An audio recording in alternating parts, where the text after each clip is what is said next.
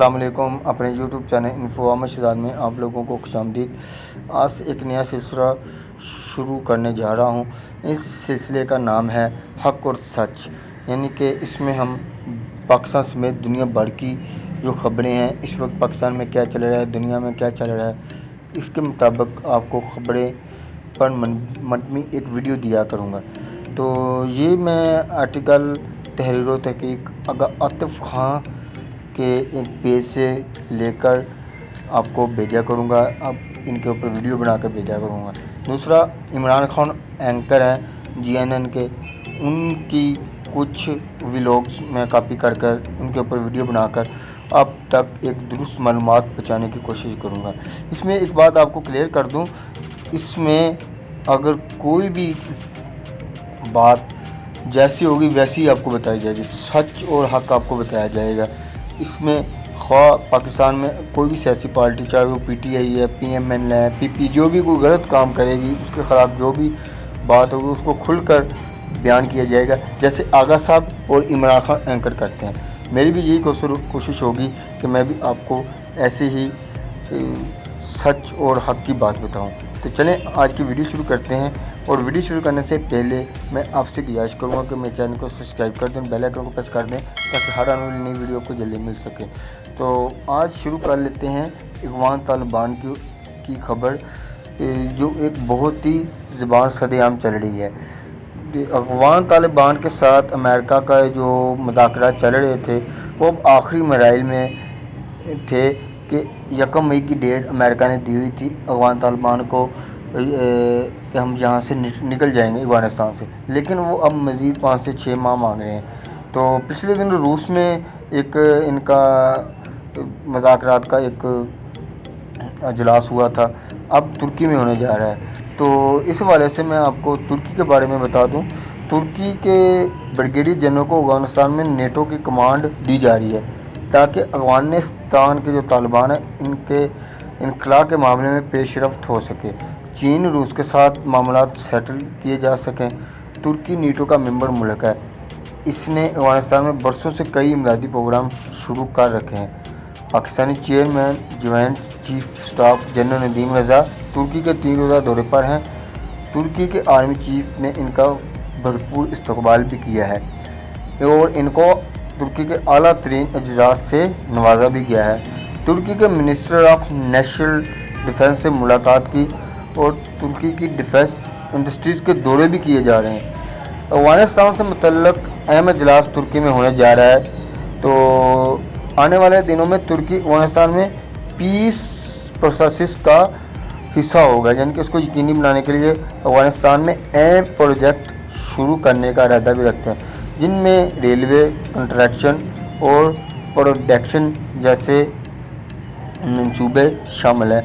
روس کا بھی بیان آ چکا ہے کہ افغانستان میں ترکی کے ساتھ مل کر چلنے کو تیار ہے۔ اس معاملے پر بھارت کو ایک خطرہ لاحق ہو چکا ہے۔ ترکی کا بھارت کا متبادل بننے جا رہا ہے، کیونکہ پہلے ادھر بھارت تھا، اب نیٹو نے ترکی کو وہاں بھارت کی جگہ بھیج دیا ہے۔ تو نیٹو ممالک کی کوشش ہے کہ روس کو روکنے کے ترکی کو آگے کیا جائے۔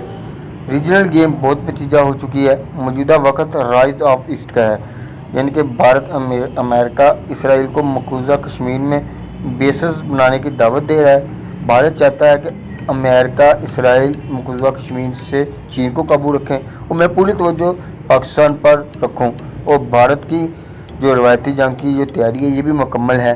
بھارت کی کوشش ہے کہ اب کی بار جنگ پاکستان سے سٹارٹ کی جائے۔ پاکستان کو ایسٹرن اسلامی بلاک میں رہنا ہے۔ ایسٹرن بلاک یعنی چین، روس اور اسلامی بلاک میں صرف ترکی ہی شامل ہے، جو اپنے آپ کو بہت بڑی روایتی جنگ کے لیے تیار رکھا ہے ان ملکوں نے، روس، چین اور ترکی نے۔ تو دوسری طرف ایک بات اور آپ کو بتا دوں کہ اسرائیل کی جو سیکورٹی کو جو خطرہ ہے تو یہ پاکستان کے ایٹمی ہتھیاروں سے ہے، ان کی تباہی اور چین کی معاشی طاقت کو روکنا اور روس کی طاقت کو روکنا امریکہ کا اولین فرض بن چکا ہے۔ بھارت بھی اس نقطے کو جانتا ہے کہ دنیا کے آبی اور تجارتی راستوں کا کنٹرول بھی اور اسلام کے جو سیاسی تصور میں خلافت کا قیام ہے، ان سب کو تباہ کرنا بھارت کا خواب ہے، اور خطے کا جو بھارت چاہتا ہے کہ ایک اکھنڈ بھارت بنانا، یہ بھارت کا ایک خواب ہے۔ تو اس حوالے سے اب امریکہ افغانستان سے مزید 4 سے 6 ماہ کی اور مہلت مانگ رہا ہے کہ مجھے وقت دیا جائے تاکہ میں سکون سے افغانستان سے نکل سکوں۔ تو اس حوالے سے افغانستان کی جو طالبان ہیں انہوں نے واضح یہ بات کر دی ہے کہ اگر 1 مئی تک افغانستان سے نیٹو کی افواج، امریکہ کی فوج نہ نکلی تو ہم پھر ان کے اوپر بھرپور کارروائی کریں گے اور اس کو بھون کے رکھ دیں گے۔ تو ہم اپنا ملک اور اپنی سرزمین ان سے چھڑوائیں گے اور ان کو یہاں سے بھگائیں گے۔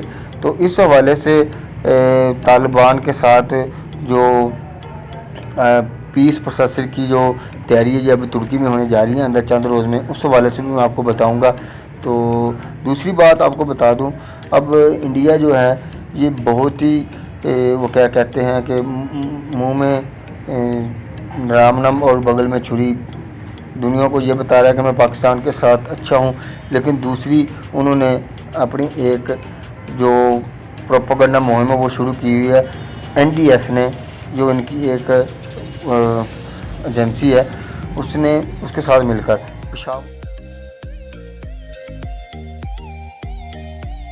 طالبان کے اجلاس کو طلب کر کے ان کو بھرپور جنگ کے لیے لانچ بھی کرنے کو کہا ہے۔ اہم اخوانی اسٹریٹجیکل مقامات پر حملوں کا ٹاکس دیا جا رہا ہے۔ دوسری طرف آنے والے دنوں میں آپ یہ دیکھ سکتے ہیں کہ بھارت کچھ بھی پاکستان میں کروا سکتا ہے۔ اس حوالے سے ہماری ایجنسیاں ماشاءاللہ بہت اچھا کام کر رہی ہیں۔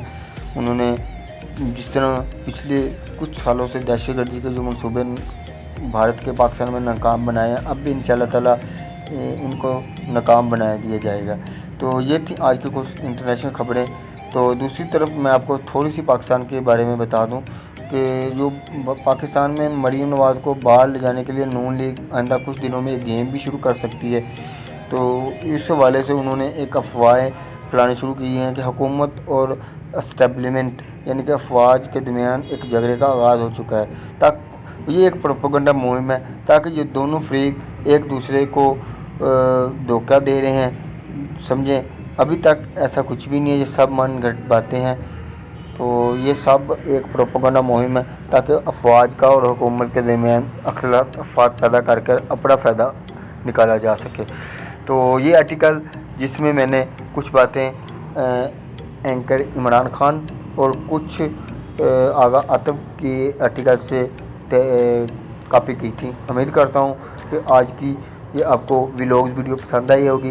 انشاءاللہ تعالیٰ اگلی ویڈیو میں آپ سے اور معلومات پر بات کروں گا۔ اپنا بہت سارا خیال رکھیں۔ میرے چینل کا بھی پاکستان زندہ باد، پاکستان پائندہ۔